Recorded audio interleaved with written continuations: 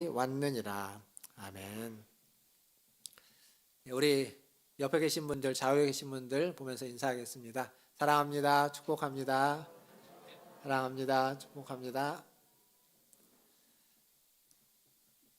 오늘은 종려주일입니다. 종려주일에는 이렇게 나뭇가지 하나 가지고 이렇게 흔들면서 예배 드리면 그 분위기가 날 텐데, 종려주일은 원래 예수님이 유월절을 지키기 위해서 예루살렘에 입성을 합니다.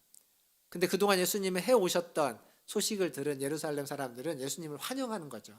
그래서 자기의 겉옷을 펴서 나귀를 타고 오는 예수님, 어린 새끼 나귀를 타고 오는 예수님 앞에 깔아놓고, 또 종려나무 가지를 꺾어가지고 그 큰 나무 가지를 흔들면서 호산나라고 노래를 부르면서 예수님을 환영하는, 그것을 기념해서 종려주일이라고 이름을 붙였습니다. 그러니까 굉장히 분위기가 좋죠. 일단 이 종려주일의 시작은 아주 좋은 분위기입니다. 환영의 분위기, 환대의 분위기, 축복의 분위기입니다. 그런데 종려주일인 오늘이 끝나고 내일부터가 무슨 날이냐면 고난주간이라고 불려지는 날입니다. 분명 오늘 분위기가 좋았습니다. 오늘 환영을 했습니다. 환대를 했습니다. 그런데 갑자기 그 환영과 환대가 고난으로, 순환으로 바뀌어져서 일주일을 가게 되는 겁니다. 중간에 무슨 일이 도대체 있었을까? 이 일주일간의 고난주간, 일주일간의 예수님의 고난의 하이라이트, 클라이막스는 목요일 저녁부터 시작하는 일입니다. 십자가 사건이죠. 십자가에 달려 죽으시는 그 일이 고난주간에 있었던 일의 가장 중요한 절정이고 하이라이트인데, 그 일은 목요일 오후, 목요일 저녁에 있는 겟세마네 동산에서 시작됩니다. 체포당하시고, 그리고 모욕을 당하고 조롱을 당하고 매를 맞고 십자가를 지고 올라가셔서 십자가에 달려 죽으시는 그 일들, 이 목요일 저녁부터 금요일까지 어쩌면 만 하루가 안 되는 그 시간 동안 이 모든 일이 다 일어납니다. 그러니까 얼마나 이 일이 빨리 진행됐는지, 한 사람을 잡아서 그 사람을 신문하고 판결을 내리기까지는 굉장히 오랜 시간이 걸려야 되는데, 만 하루가 되기 전에 그 판결을 다 끝내서 집행까지 해버리는 일은 드문 일입니다. 근데 예수님을 그렇게 처리를 했습니다. 그 사건이 시작되는 이곳, 예수님이 잡히기 바로 직전에 있었던 일, 그게 오늘 읽은 본문입니다. 그 본문은 이렇게 시작합니다. 32절을 보니까 이 겟세마네 동산에서 그들이 겟세마네라 하는 곳의 이름에 예수께서 제자들에게 이르시되 내가 기도할 동안에 너희는 여기 앉아 있으라 하시고, 그러니까 지금 예수님은 감람산 안에 있는 겟세마네라 하는 곳에 왔습니다. 그곳에 왜 왔냐면 기도하기 위해서 왔습니다. 지금 예수님이 처한 상황이 별로 좋지 않다는 걸 예수님은 압니다. 앞에서 말씀드렸던 것처럼 분명히 환영하고 환대하고 호산나를 외쳤던 그들이 지금은 다 돌아서서 예수님과 적대적인 관계를 갖고 있는 겁니다. 그들이 예수님을 십자가에 못 박으라고 외친 사람들이 되는 거죠. 왜 그렇게 됐을까?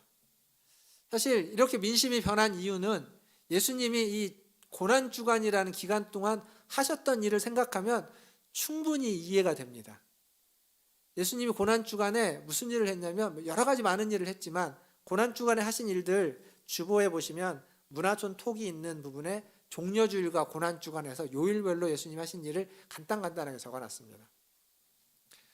예수님은 그들의 종교 지도자였던 대제사장들과 바리새인들, 특별히 서기관들과 갈등을 일으켰고 그들을 비난했습니다. 그게 일반 백성이 보기에 그렇게 썩 좋은 모습은 아닙니다. 근데 그것보다 더 큰 문제는 뭐냐면 성전 정화라고 하죠. 성전 정화. 성전에서 그 돈을 바꿔주고 환전을 하는 사람, 그리고 재물을 파는 사람들, 그 사람들의 장사하는 것을 예수님이 보시고 너희가 하나님의 집을 강도의 구렬로 만들었다고 하면 그걸 다 상을 뒤엎으시죠. 굉장히 의로운 일이고 굉장히 중요한 일이라고 생각할 수 있고 사실 그렇지만, 그런데 거기에서 환전을 하면서 그 재물을 팔고 있는 사람들 입장에서는 자신의 영업을 방해한 겁니다. 그게 그들의 생계 수단이었다면 그들의 생계 수단을 뒤집어 엎은 겁니다. 거기에서 그들의 삶의 이익을 얻고 삶의 안정을 취하고 있다면 그 삶의 안정을 예수님이 뒤엎어버린 겁니다. 그러니까 이건 그냥 단순히 성전 정화라는 측면에서 어떤 종교적인 측면에서만 볼 수 있는 일이 아니라 사회적인 측면에서 보면 거기에서 일하고 있는 사람들에게는 굉장히 안 좋은 거죠. 기분 나쁘고 화가 나는 일입니다. 근데 이게 예루살렘이라는 곳을 생각해 보면 예루살렘은요, 다른 성들하고 다르게 약간 언덕 위에 있는 성입니다. 즉 그 말은 무슨 얘기냐면 농토가 있지 않습니다. 즉 예루살렘에서 먹고 사는 길은 성전입니다. 성전. 그 중에 많은 사람이 거기에서 그렇게 상을 가지고 재물을 팔고 환전을 했을 것이고, 다른 사람들은 성전에서 있는 그 재물과 제사장들과 여러 가지 일들을 통해서 먹고 살았을 겁니다. 근데 예수님이 상을 뒤엎은 것뿐만 아니라 뭐라고 말했냐면 이 성전을 헐라, 이 성전은 무너질 것이다 라고 예언을 했습니다. 이건 청천벽력 같은 이야기입니다. 지금 그 성에 살고 있는 사람들에게는 그 성이, 그 성전이 삶의 중심입니다. 거기에서 모든 것들이 나오고 있습니다. 근데 그것을 무너뜨려 버리겠다, 그것은 무너질 것이다 예언하는 건 저주를 퍼붓는 거죠. 그러니까 민심이 돌아서서 그렇게 환영하던, 호산나라고 외치면서 환대하던 그들이 예수님을 십자가에 못 박으라고 외쳤던 이 외침으로 바뀌는 건 순식간의 일입니다. 채 며칠이 되지 않아서 일어난 일이죠. 충분히 이해할 수도 있습니다.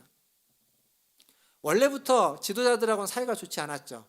우리가 읽었던 마가복음 14장 1절을 보면 이렇게 적혀져 있습니다. 대제사장들과 서기관들이 예수를 흉계로 잡아 죽일 방도를 구하였다. 그러니까 이들은 그 이전부터 끊임없이 예수를 잡아 죽이기 위해서 준비하고 있었습니다. 잡아 죽일 방도를 찾고 있었습니다. 거기에 이제 민심까지, 처음에는 이 사람들이 동요할까 봐 그러지 못했는데 이제는 민심까지 자기 편인 걸 알고 그 방법을 사람들에게 묻고 다니자 무슨 일이 일어났냐면 10절에 보면 가룟 유다가 예수를 넘겨주겠다고 나타난 겁니다. 어떤 방법이 있을까 찾고 있는 그들에게 이제 방법이 딱 생긴 거죠. 그래, 그럼 그렇게 하자라고 결탁을 하게 됩니다. 지금까지 이 얘기가 오늘 본문까지 오는 배경입니다. 이러한 일들이 예수님 앞에 있었던 겁니다. 지금까지 있었던 거, 일주일 동안. 예수님이 그걸 다 헤아려 알았든지 혹은 알지 못했을지라도 민심이 변화되는 것을 보면서 예수님에게는 기도의 필요성이 아마도 간절했을 겁니다. 어떤 문제가 있으면, 어려움이 있으면 우리가 기도하는 것과 똑같은 겁니다. 그래서 예수님은 겟세마네에 기도하러 오셨습니다. 그 기도의 자리에서 예수님은 자신의 심경을 숨기지 않습니다. 34절에 보면 예수님이 자신의 심경을 그대로 표현하고 있습니다. 같이 한번 읽어볼까요? 마가복음 14장 34절 같이 한번 읽어보겠습니다. 시작. 말씀하시되 내 마음이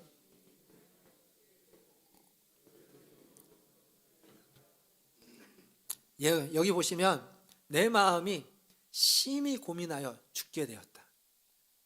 내가 죽을 것 같다는 겁니다. 지금 너무 힘들고 너무 어렵고 죽을 것처럼 힘들다. 지금 그 얘기를 제자들, 특별히 베드로와 야고보, 요한에게 이야기하는 겁니다. 인간적인 예수님의 모습, 너무도 솔직한 진솔한 예수님의 모습을 여기서 엿볼 수 있습니다. 그런데 또 다르게 보면 너무 나약한 인간의 모습을 볼 수 있습니다. 하나님의 아들이라면, 우리를 구원할 메시아로 이 땅에 오셨다면, 구원자로 오셨다면 이런 어려움 정도는 대범하게 고민이 될 수 있지만 그걸 능히 견뎌낼 수 있는 그러한 내공과 그러한 힘이 있어야 되는데 그렇지 않은 것처럼 보입니다.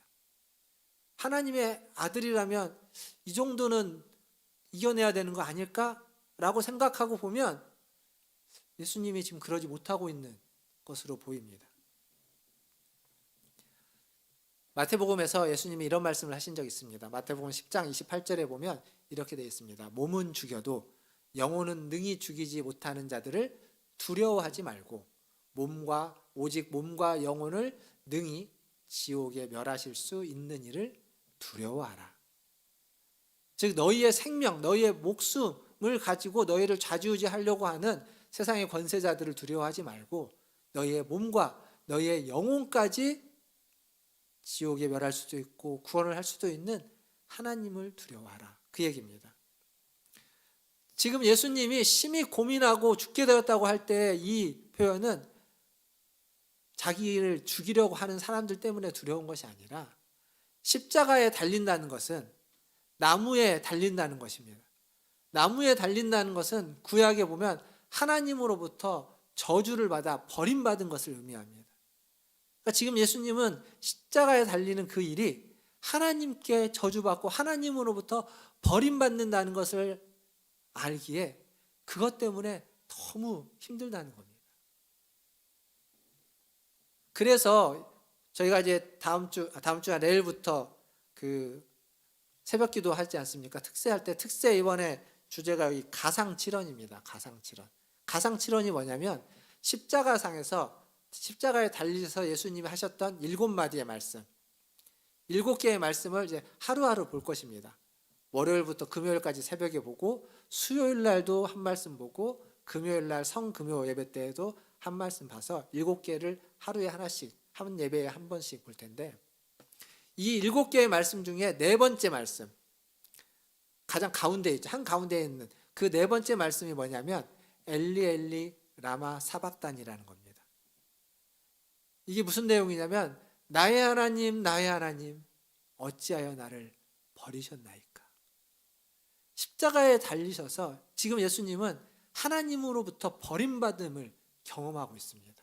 그 순간 하나님께 왜 나를 버리셨습니까?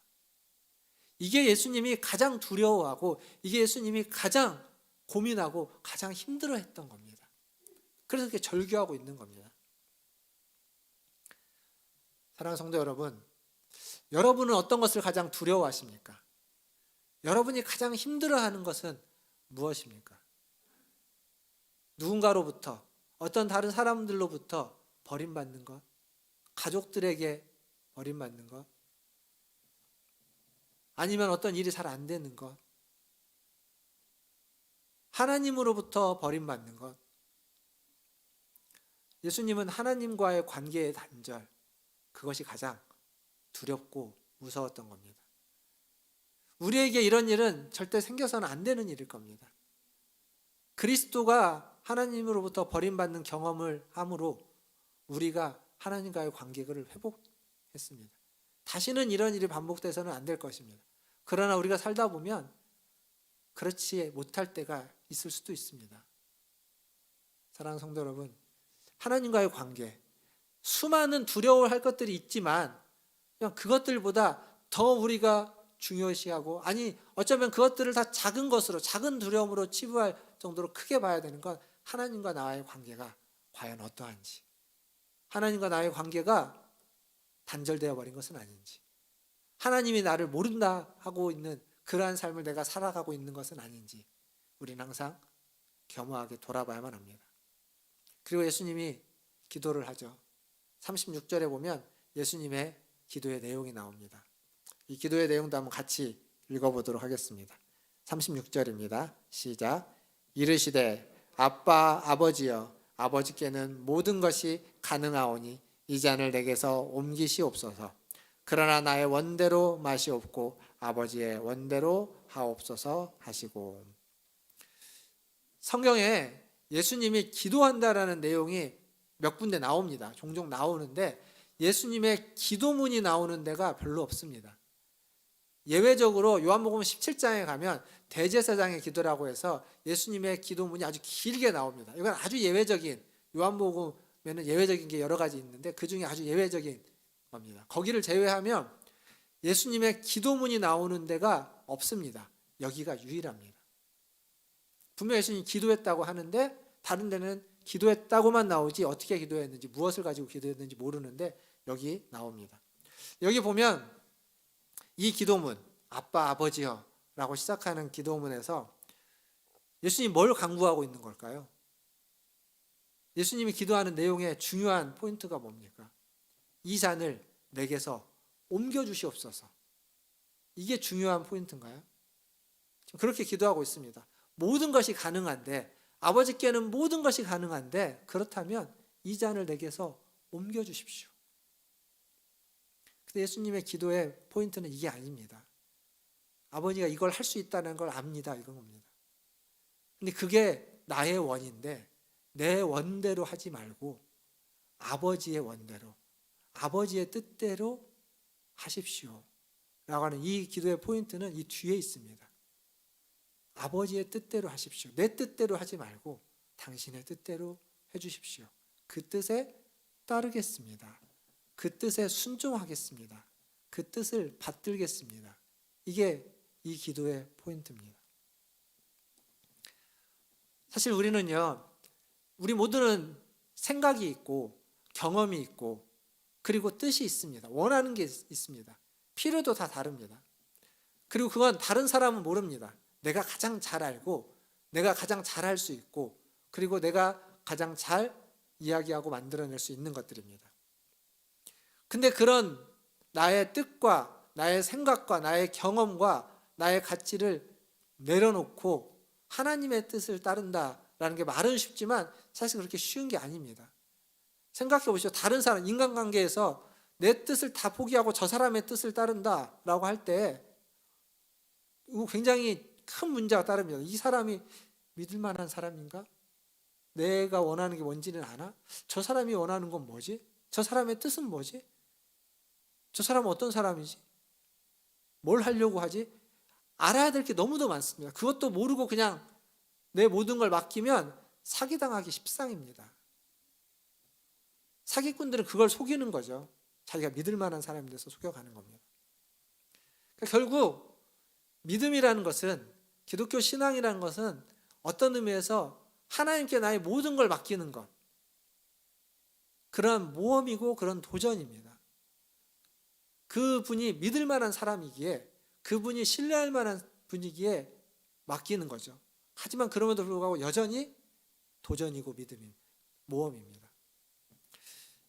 제가 한 11년 전에 벌써 11년이나 지났는데 11년 전에 수술을 한 적이 있습니다. 허리 수술을 해서 그 수술의 결과로 제 허리에는 핀이 12개가 박혀 있습니다. 이렇게 두 개씩 해서 6줄이 이 아래서부터 한 이 정도까지 올라와 있을 텐데, 그때 이제 교회 사역을 하다가 교회 양해를 구하고 한 달간 휴가를 얻어서 수술을 했죠. 명의라고 하는 자기 강동 경희대병원 올해 은퇴하시는 걸로 알고 있는데 그 선생님에게 수술을 받았습니다. 수술을 받은 이유는 허리가 좀 이렇게 뒤틀려 가지고 이게 좀 교정이 필요했습니다. 그래서 교정을 하기 위해서 허리를 제자리로 잡고 핀을 박아서 교정을 시켜놨습니다.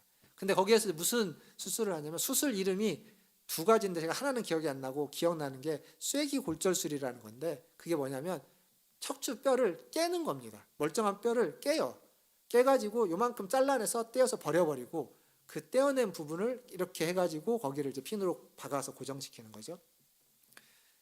수술 설명을 듣는데, 수술하기 위해서 왔으니, 근데 멀쩡한 뼈를 부셔버린다는 거죠. 이래도 되나? 그냥 뼈를 이렇게 막 부셔가지고 버려도 되는 건가? 그런 생각이 들더라고요. 그러니까 제 생각으로는 이 수술하는 방식이 이게 무슨 기계도 아니고 나무도 아닌데 사람의 몸인데 뼈인데 이렇게 해도 되나라는 생각이 들 정도의 방식이었습니다. 뭐 수술도 한 6시간, 7시간 하는 수술이었으니까요. 근데 제가 거기서 내 생각을 말하고 관철시켰다면 수술 안 했겠죠. 근데 제 생각은 그랬는데 아무리 생각해봐도 내 생각에서는 그러고밖에 안 되는데, 이걸 나보다 더 잘 아는 사람이 의사 선생님이잖아요. 지금 상황을 나보다 더 잘 알고 이것을 컨트롤할 수 있는 사람은 내가 아니라 이분이라는 거죠. 그래서 처음부터 그분을 믿기 위해서 믿고자 하고 갔던 거지만, 수술의 설명을 듣고 나중에 사인을 할 때도 그 선생님을 믿기로 하고 사인을 하고 수술을 받았습니다. 예수님이 여기 말씀에서 나의 원대로 마옵시고 아버지의 원대로 하옵소서라고 하는 게 그런 겁니다. 그 하나님을, 그 아버지를 무한 신뢰한다는 거죠. 내 뜻은 옮겨지는 것인데 좀 옮겨졌으면 좋겠는데, 근데 아버지의 뜻이 그것인지 아닌지 모르지만 그 뜻에 내가 신뢰합니다. 그 뜻을 따르겠습니다. 그 뜻에 내 목숨을, 내 인생을, 내 몸을, 내 영혼을 맡기겠습니다. 라는 표현인 겁니다. 사랑하는 성도 여러분, 여러분은 하나님을 얼마나 신뢰하십니까? 여러분은 하나님을 얼마나 믿고 계십니까? 여러분의 인생을 하나님께 걸 수 있습니까? 여러분의 삶을 하나님께 맡길 수 있습니까? 여러분의 재산을 하나님께 맡길 수 있습니까? 여러분의 몸을 하나님께 맡길 수 있습니까? 사실 우리의 목숨을 하나님께 맡길 수 있느냐 없느냐는 죽음 앞에 서보지 않으면 모릅니다. 내가 죽음 앞에 섰을 때에야 비로소 내가 내 목숨을, 내 생명을 하나님께 맡기는 사람인지 아닌지 분명하게 알 수 있습니다. 그 전까지는 아무리 그렇게 생각하고 그렇게 말을 해도 다 그렇지 않습니다. 기억하실지 모르겠지만 제가 얼마 전에 아마 예화를 들으면서 그 순교자라는 책에 있었던 6.25 때 평양에서 목사들이 십자가와 성경을 찍고 집 밟으면서 신앙을 부인했던, 그걸 보고 한 사람의 젊은 목사가 미치고 한 사람의 나이 든 목사만 유일하게 부인하지 않았던 그 일을 썼던, 그건 이제 소설입니다. 소설인데 그 순교자라는 책에 대한 이야기 기억하시는지 모르겠죠. 제가 예화로 한번 말씀드린 적이 있습니다. 그 순간에 서보지 않으면 아무도 모르는 겁니다. 누가 그랬을 거라고 아무도 상상하지 않고 거기서 살아남은 두 사람이 배교했을 거라고 모두가 생각하는 것. 그게 바로 우리가 죽음 앞에 서보지 않으면 우리의 목숨을 하나님 앞에 맡겼다라는 것을 우리는 확신할 수 없습니다. 그렇지만 그때 그 순간 우리의 목숨을 하나님께 온전히 맡기기 위해서 지금 우리는 여기에서 끊임없이 하나님을 신뢰하는 연습을 해야 됩니다. 끊임없이 하나님께 우리의 시간을 맡기고 우리의 힘을 맡기고 우리의 일을 맡기는 부단한 연습과 훈련이 필요한 겁니다. 말로만 하는 것에 그쳐서는 안 됩니다. 말과 행동으로 하나님을 신뢰하고 있다는 걸 표현해야만 합니다. 말은 하나님을 신뢰하고 말로는 하나님을 믿고 하나님께 무엇이든지 다 바친다고 하는데 내가 행동하는 것을 보면, 내가 선택하는 것을 보면 그렇지 않은, 하나님을 믿지 못하는 자, 하나님을 모르는 자, 하나님과 관계없는 것들을 계속 선택하고 있고 그것을 따르고 있고 그것을 취하고 있다면 말로는 하나님께 순종하지만 행동은 아닙니다. 그러니까 말과 행동이 다 일치되어서 하나님께 순종하는 훈련과 연습들을 우리는 끊임없이 지금 해야만 합니다. 그리고 한 걸음 더 나아가서 우리의 감정까지, 우리의 마음까지, 우리의 감정도 하나님께 순종될 수 있도록 그러한 연습과 훈련이 지금 필요합니다. 그래야 그 마지막 그 순간에 하나님께 우리의 모든 것을 맡길 수 있는 그러한 선택을 하게 되는 겁니다. 사랑하는 성도 여러분, 여러분의 말과 여러분의 행동과 그리고 여러분의 감정까지 다 하나님께 맡겨드릴 수 있는, 하나님을 신뢰할 수 있는 그러한 훈련에 매진하시는 우리 문화촌제일교회 성도들 되시기를 주님의 이름으로 축원드립니다. 그런데요, 아무리 하나님을 신뢰해도 수술할 때 옆에서, 수술방에 들어가기 전에 옆에서 손잡아주는 사람이 필요합니다. 그리고 수술받고 나와서 회복될 때 간호해주는 사람이 필요합니다. 아무리 내 목숨이 하나님께 맡겼기에 죽는 게 두렵지 않아도 그 죽음의 과정을 겪는 동안 옆에서 누군가 있어주고 말동무해주고 손잡아줄 가족이, 친구가, 이웃들이 필요한 겁니다. 하나님을 신뢰하지 않아서가 아니라 하나님을 온전히 신뢰하고 그 하나님께 모든 걸 다 맡기지만, 그렇지만 그 과정, 그 길을 걸어가는 동안 함께 해줄 사람이 필요한 겁니다. 지금 예수님에게는 그게 바로 제자들이었습니다. 그래서 예수님은 제자들을 데리고 겟세마네로 갔고 거기에서 베드로, 야고보, 요한을 데리고 조금 더 가서 자기가 기도하는 모습을 다 볼 수 있도록, 기도의 소리를 들을 수 있도록, 땀방울이 핏방울이 되는 것처럼 기도하는 그 모습을 볼 수 있도록 깨어 있으라고 하고 가서 기도를 했습니다. 근데 어떻게 됐죠? 자고 있었습니다. 심히 고민하여 죽게 되었다. 나를 좀 위해서 제발 좀 기도해 달라라고 부탁하고 보이는 데 가서 소리가 들리게끔 그 엎드려서 기도하고 있는데, 그걸 쳐다만 봐도 예수님이 갑자기 왜 저럴까라는 생각이 들을 만한 상황인데도 불구하고 제자들은 이렇게 표현해야 딱 맞을 것 같습니다. 자고 있었습니다. 딱 그런 겁니다. 지금 자고 있는 겁니다. 한 번도 아니고 예수님이 가서 깨웁니다. 한 번 깨우고 또 깨웁니다. 또 깨우고, 그리고 부탁하는 거죠. 내가 마음이 원인데 육신이 약하기 때문에 자고 있구나. 그러나 일어나라. 제발 나를 위해서 기도해 달라 하고 깨웁니다. 근데 갔다 오면 또 자고 있습니다. 갔다 오면 또 자고 있습니다. 이게 주님을 따르고 있는 제자들의 실존입니다. 제자들의 모습입니다. 그리고 어쩌면 이게 지금 주님을 믿고 따르고 있는 우리들의 모습일지도 모릅니다. 주님이 깨어서 기도하라고 이야기하는데 깨어서 기도하지 못하고 있는 우리의 모습, 피곤에 지쳐서 깨어있지 못하는 우리의 모습, 잠에 취해서 어쩔 줄 몰라 하는 우리의 모습, 제자들의 모습과 똑같은 우리의 모습. 그런 우리에게 주님이 마지막 말씀을 하시죠. 41절과 42절입니다. 세 번째로 오셔서 말씀하십니다. 같이 읽어보겠습니다. 41절. 세 번째 오사 그들에게 이르시되 이제는 자고 쉬라. 그만 되었다. 때가 왔도다. 보라, 인자가 죄인의 손에 팔리느니라. 일어나라. 함께 가자. 보라, 나를 파는 자가 가까이 왔느니라. 이제는 되었다는 겁니다. 이제는 쉬어라. 그렇게 이야기하고 있습니다. 그리고 마지막 말씀 42절에 동사 3개를 연달아 이야기하고 있죠.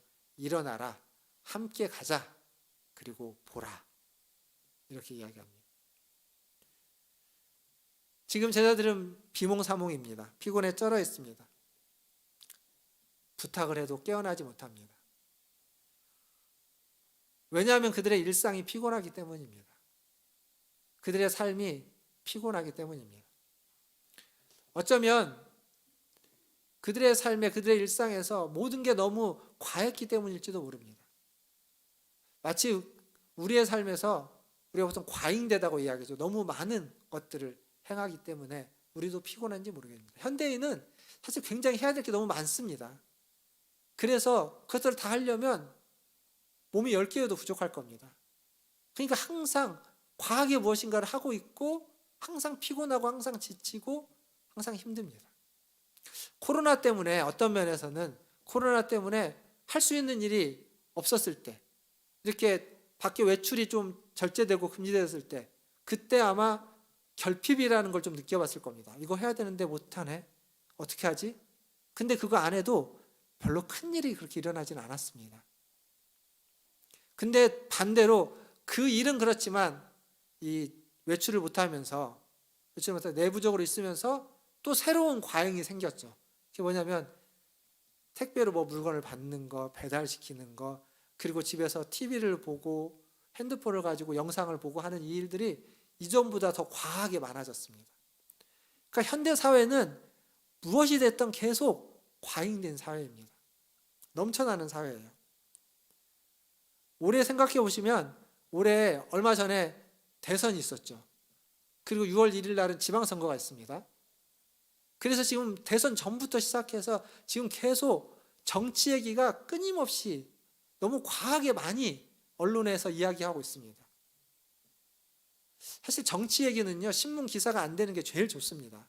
그래야 정치를 잘하는 겁니다. 근데 정치 얘기가 계속 신문 기사가 되다 보니까 그 얘기를 듣고 이게 국민들이 하나가 되는 것이 아니라 그 얘기가 되어지면 되어질수록 계속 국민들은 서로 갈라지고 서로 싸우고 분열되는 이 모습. 정치가 너무 과잉돼서 되는 이야기입니다. 거기에 우리가 과잉되게 또한 반응하기 때문에 일어나는 일입니다. 정치만 그런 게 아닙니다. 사회 전반적으로 경쟁하는 것들이 너무 과잉되어 있습니다.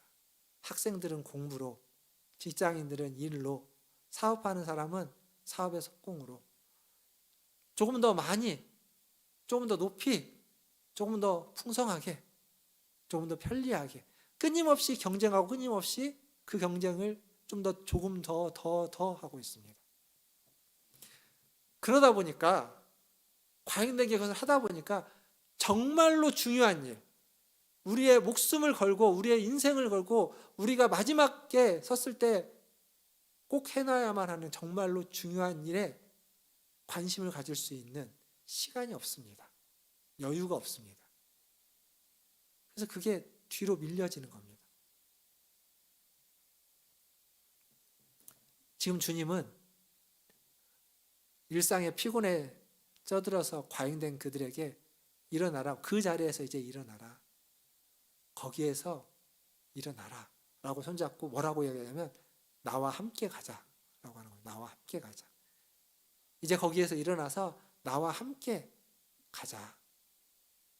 함께 가자라는 이 말은 기독교의 본질이 무엇인지를 잘 보여주는 표현입니다. 기독교의 본질은 예수 믿고 구원받는 게 아닙니다. 천국 가는 게 아닙니다. 복 받는 게 아닙니다.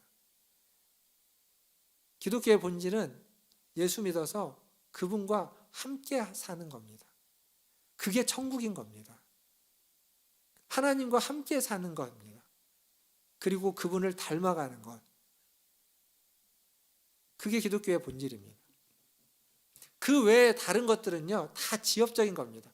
주님 주시는 축복들은 우리가 받아야 되는 것이고 누려야 되는 것들이지만 그게 본질이 아닙니다. 그건 하나님과 함께함으로써, 하나님을 닮음으로써 우리에게 주어지는 부수적인 것들입니다.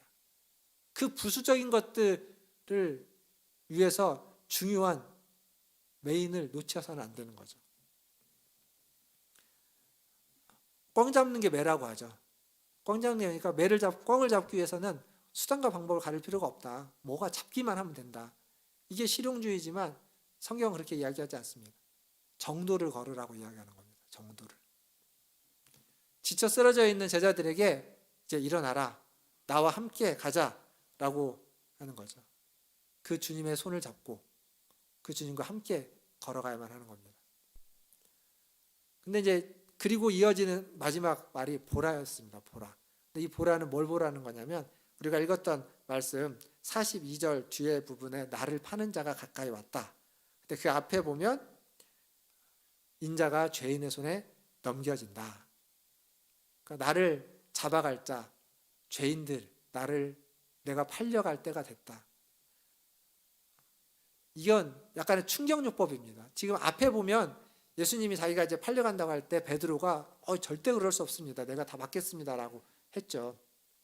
근데 자고 있는 이들에게 저기 나를 잡아갈 자, 나를 판 자가 온다라고 하면 깜짝 놀라 일어날 수 있기 때문에 그렇게 부르는 겁니다. 어쨌거나 이 말씀을 통해서 우리가 알아야 되는 건 예수님이 팔려가죠. 예수님이 붙잡혀 갑니다. 어디로? 산헤드린으로. 그리고 로마의 총독 앞에. 산헤드린은 지금으로 이야기하면 법원 같은 데입니다. 근데 법원 중에 대법원처럼 가장 최고의 법원입니다. 그리고 그들은 스스로 하나님의 정의와 공의를 실천하고 있고 그것을 기준으로 판단을 내린다고 생각하고 있습니다. 근데 이들이 붙잡혀온 예수에 대해서 뭐라고 판단하냐면 신성모독을 했다고 판단하죠. 잘못 판단한 겁니다. 왜곡해버리는 겁니다. 로마의 총독 마찬가지입니다. 로마의 총독은 지금으로 말하면 행정부 같은 겁니다. 경찰, 관공서 이런 데 같은 거죠. 그들은 국가를 지키기 위해서 국가의 정의와 국가의 공의를 실천하는 사람들입니다. 그런데 이들도 잘못 판단합니다. 빌라도가 그러죠. 예수가 죄가 없다는 걸 압니다. 무죄하다는 걸 압니다. 헤롯도 무죄하다는 걸 압니다. 근데 그 예수를 십자가에 달려 죽도록 내어줍니다. 공의와 정의를 제대로 쓰고 있지 않습니다. 이 모든 게 지금 이 짧은 시간 예수님이 붙잡혀 갈 때 다 드러나 버리는 거죠. 지금 우리가 살고 있는 시대는 그 어느 시대보다 최고의 시대를 우리는 살고 있습니다. 그렇게 생각하십니까? 여러분이 가지고 있는 핸드폰을 포함해서 우리가 누리고 있는 많은 것들이 몇십 년 전에는 그냥 애들 만화에서 나왔던 일들입니다. 상상할 수 없었던 일들. 근데 그것들을 우리는 지금 다 경험하고 누리고 최고의 시대를 살고 있습니다. 최고의 기술, 최고의 정보, 최고의 어떤 IT를 다 누리면서 살고 있습니다. 그런데 사람이 변하지 않습니다. 분명 세상은 다 변했는데 사람은 그렇게 잘 안 변합니다. 사람의 폭력성은 여전히 있어서 다른 나라를 침공하기도 하고 사람들을 죽이는 겁니다. 다른 나라를 침공해도 전쟁을 해도 룰이라는 게 있습니다. 전쟁에도 룰이 있어, 국제적인 룰이 있어서 절대 민간인들을 학살하지 않고 민간인 있는 곳에서는 싸우지 않습니다. 그래서 사실 시가전 자체는 해서는 안 되는 일입니다. 근데 전쟁이 생기면 그 모든 룰을 파괴해버립니다. 민간인 학살, 지금도 논란이 됐던 그 일들, 그건 우리 안에 사람이 안 변한 그 폭력성이 그 안에서 그대로 기회가 되니까 나타나는 일입니다. 나와 생각이 다르고 나와 의견이 다른 사람들을 극단적으로 대하는 사람들이 있습니다. 왜 그럴까요? 우리 안에 죄가 내재되어 있기 때문에 그 죄가 어느 순간 드러나는 겁니다. 폭력으로. 아무리 세상이 발달을 해도 아무리 세상이 뛰어나도 정말 사람을 복제해서 만들어낸다 할지라도 그것이 사람을 바꾸지는 않습니다. 그것이 우리를 변화시키지 않습니다. 우리에게 도움을 주고 우리를 유익하게 만들고 편하게 만들지는 몰라도 우리를 변화시키지는 않습니다. 우리를 변화시키는 것, 무엇이 우리를 변화시키냐면 여기 하나님과의 만남, 그리스도와의 만남만이 우리를 변화시킵니다. 하나님을 만나야 변화됩니다. 예수님을 만나야 변화됩니다. 성령님이 우리 안에서 역사해야만 우리는 변할 수 있습니다. 말씀을 맺겠습니다. 이번 주 고난주간 특별 새벽 기도를 하죠. 특별 새벽 기도의 주제가 아까 가상칠언이라고 말씀드렸습니다. 7개의 말씀, 예수님이 십자가에 달리신 상태로 하신 7마디의 말씀입니다. 이 고난주간 이 한마디 한마디가 여러분의 마음에 부딪혀지기를 기도합니다. 그렇게 부딪혀야만 마음이 깨어지고 부딪혀야만 우리가 변화되기 때문에 그렇습니다. 일주일간 하루에 한마디 혹은 하루에 2마디를 묵상하시고 그리고 그 말씀이 내 심령에 부딪혀 올 수 있도록 그렇게 기도하시는 한 주간 되기를 바라겠습니다. 그러면 내가 모르는 사이에 일주일이라는 짧은 시간이지만 변화될 겁니다. 그리고 그 삶이 지속된다면 그렇게 말씀에 부딪히는 일들, 하나님과의 만남이, 그리스도와의 만남이 반복된다면 우리는 그리스도를 닮은 자로 변화되는 줄 믿습니다. 그러한 은혜가 저와 여러분에게 있기를 주님의 이름으로 축원드립니다. 기도하겠습니다.